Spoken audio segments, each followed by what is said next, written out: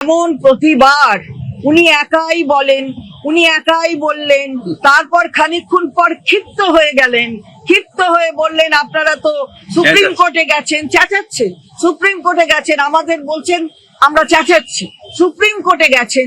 তারপরে সুপ্রিম কোর্টে যখন সবকিছু আছে আর তো কিছু বলার নেই, অন্য জায়গায় সব ঠিকঠাক হয়ে গেছে, আপনারা সুপ্রিম কোর্টে গেছেন, সুপ্রিম কোর্টে যাওয়াটা কি অন্যায় হয়েছে নাকি?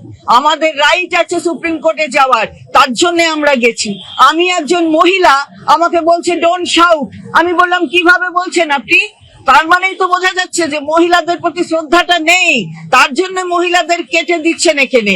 এবং যারা ফর্ম 7 দিচ্ছে, আমি ধরুন বলছি ফিরহাদ হাকিমের নাম থাকবে না, তাহলে দায়িত্বটা কার প্রমাণ করার? ওনাস আমার ওপর নির্ভর করে, সেটা রাজীব কুমার বলেছেন, কিন্তু সেই ওনাস হচ্ছে ওকে গিয়ে প্রমাণ করতে হচ্ছে যে ও বেঁচে আছে কি ও ডিলিট হওয়া উচিত নয়। তো এগুলো উত্তর দেবেন না?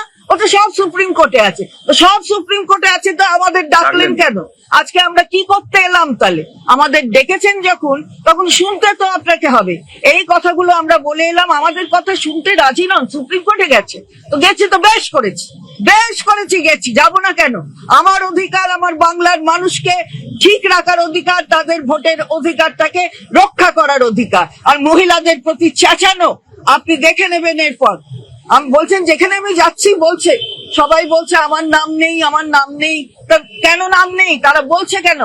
তারা বলছে এই কারণে যে আপনি এইটা তৈরি করে দিয়েছেন এইভাবে, ইআরওদের পাওয়ার কেড়ে নিয়েছেন, ডিইওদের অন্য ধরনের পাওয়ার দিয়ে দিয়েছেন। এগুলো আমরা বারবার বলেছি, কিন্তু আপনি তাকে আমলই দেননি, তার জন্যই তো সুপ্রিম কোর্ট যেতে হয়েছে।